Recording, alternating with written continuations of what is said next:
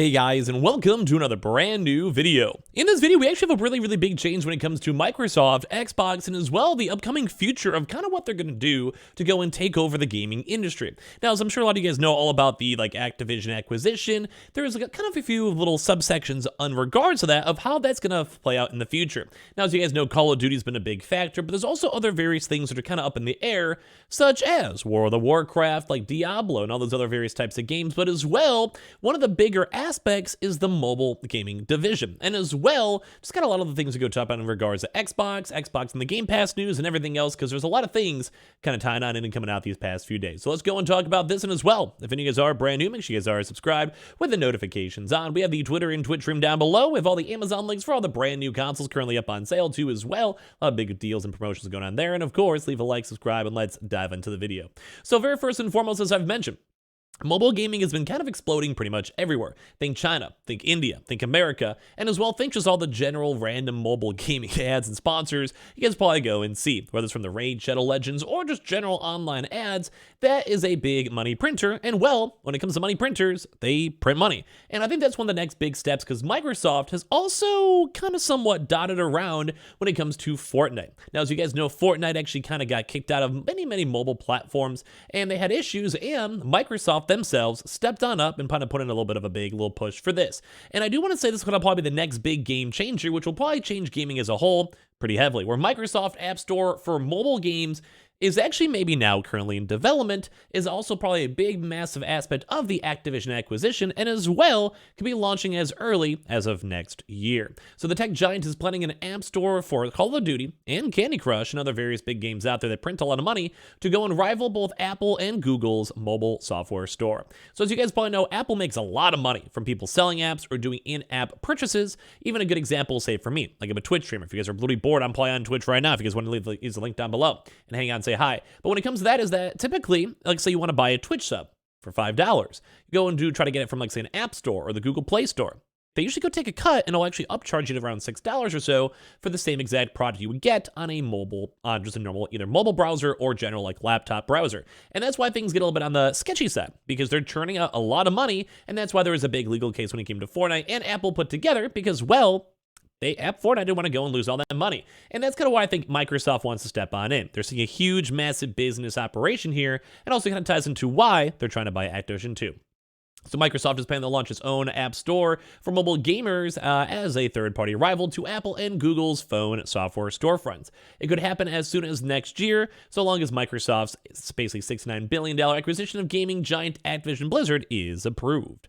Apple and Google will be mandated to open up their iOS and Android platforms to third-party app stores by March 2024, when the European Union's Digital Markets Act comes into effect. That's conceivably when Microsoft will be able to actually launch its own mobile app store, and CEO of Microsoft Gaming Phil Spencer told Financial Times in an interview. We want to be in a position to offer Xbox and content from both us and our third-party partners across any screen where somebody would want to play, Spencer told Financial Times.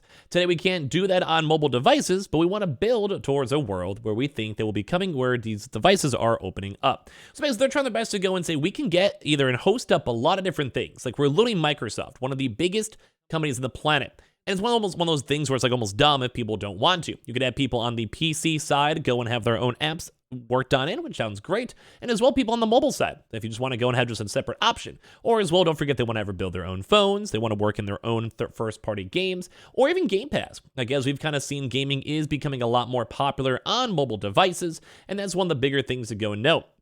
You can basically go and make sure Pug actually goes and works. You can make sure Fortnite goes and works. You go and play all these random games like Candy Crush, which if you also own in terms of the Activision deal, that also adds a lot more merit and gusto towards your going for this. But the plans for Microsoft App Store are basically linked to Microsoft's Activision as well, which basically all these regulators, if you've been seeing on my channel, are very iffy on, where a lot of these US and European companies are basically just curious and scared. They don't necessarily know if the FTC is going to pass it. Europe is still actually looking kind of good, but it's still in the middle. We don't necessarily fully know, and we can kind of go from there. And that's a big thing, is that if they buy like a $10 billion portion of Activision for something like all the mobile games department, that could be a huge, massive stepping stone. They have the player base, they have the emails, they have the folks already involved, and at the end of the day, they already have the game. It's kind of like for Call of Duty, they already have the brand name, they already have the people, they already have everything else tied into it. It makes a lot of sense of why it would actually end up working at the end of the day. And that's also why they're even trying to go push this deal. Like Call of Duty does seem like a big deal, but we've heard time and time and time again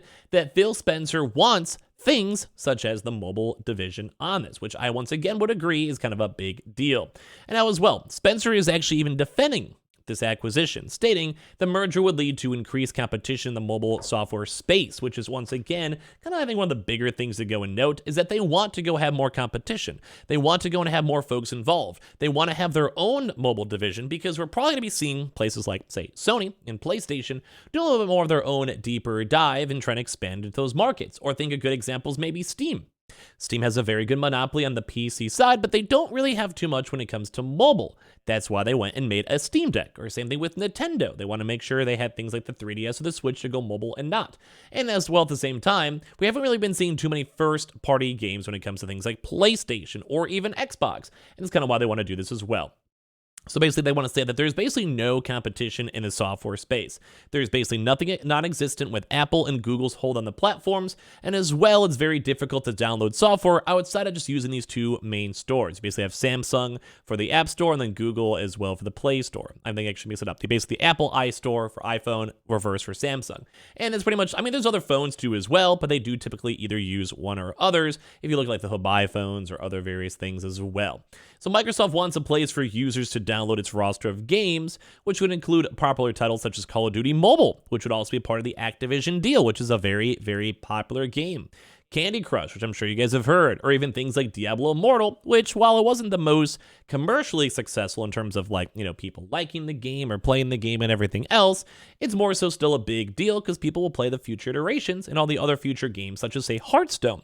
I mean, that hasn't really been the news too much, but Hearthstone has always still been popular for mobile games, and this would push out the mobile gaming store a lot more. There was actually even evidence too as well for the Xbox mobile store appearing in October as Microsoft filed documents with the UK's Competition and Markets Authority and the UK regulators looking into the Activision Blizzard acquisition. So as you guys can probably tell from this one, this is about to be a huge, massive next big step when it comes to gaming. They want to go hit this mobile market. Mobile markets have been huge and have been kind of consistently really huge as well when it comes to gaming, when it comes to profit, when it comes to revenues. Because don't forget, there's a lot of folks who probably have phones and probably even better phones than you'd expect that don't maybe have gaming laptops, maybe don't even have a console, or maybe they don't even have a laptop or gaming PC, and that's kind of where Microsoft wants to hit. Right now, Sony doesn't necessarily have too much mobile competition. Nintendo doesn't really, unless you count the Switch as a whole. So all these people on these phones could open up to a massive, massive billions upon billions of folks throughout the planet where they can expand out their big gaming empire. So I'm very intrigued to see what Microsoft wants to do with this. Like, it makes sense. Call of Duty Mobile, Candy Crush, Diablo Immortal, all big games, all things that people play. So I'm kind of curious to see what you guys think on all of this. And I think it's overall pretty cool. I think the future for gaming as a whole is going to be big, especially with Game Pass showing up on those mobile sticks that got canceled, but also showing up on Samsung TVs and everything else. This is how basically, well, like Microsoft kind of builds an empire. Now, as well, we also had some more intriguing talk too on top of this for Forbes. We're even now seeing that a lot of folks are still upset of why this $1 Game Pass deal is gone. I was kind of complaining about this yesterday. I'm still sad about it, but it's intriguing to go and see that some folks are like, well, we already know how many people have joined. We probably have seen hundreds of millions of people trying Game Pass and maybe trying it for 1 month or a few months. And now that this is all going away, especially if they want to make their money back or want to build their foothold or try to turn to a profitable deal, it makes sense. I was saying before, as I do think with a lot of big upcoming games coming out, it would explain why. Like it would, because I mean, they want to sell Redfall. They want to have people making money. They don't want first-time subscribers. Same with Starfield. But when the end of the day is too, you still need to have a good incentive for people to try it out. They're not going to always blindly go and trust you. They're not going to always blindly go and think it's a good deal. And that's why I'm a little bit curious to go and see what happens at the end of the day with all of these. They need to have something good. It's weird to go and they have to have like some alternative. They have to have some sort of trade-off. I know $1 is really cheap, but at the end of the day, it still matters. And you still want to have actual growth instead of anything else. And I do think a lot of folks are kind of curious on the Microsoft sale. Same with the App Store and the mobile gaming store and all that we just mentioned, because that would have changed a lot. If you're about to spend $70 billion, you want to make that money back. But if you somehow can't go and spend $70 billion, I think a lot more companies are more willing and more chill with you to be like, well, we can maybe bring the deal back because we can still blow that $70 billion maybe on marketing. or something else. So give me your thoughts and comments, because I do think the future of Microsoft is very intriguing, and as well, I do like the idea of some of the stuff kind of floating around. As well, if any of you guys are brand new, make sure you guys are subscribed with the notifications on. Swing by Twitch if you guys are bored down below. Same and follow the Twitter if you guys would like. Also have all the Amazon links down below for all the consoles, and I appreciate you guys all so much for watching here in the first place.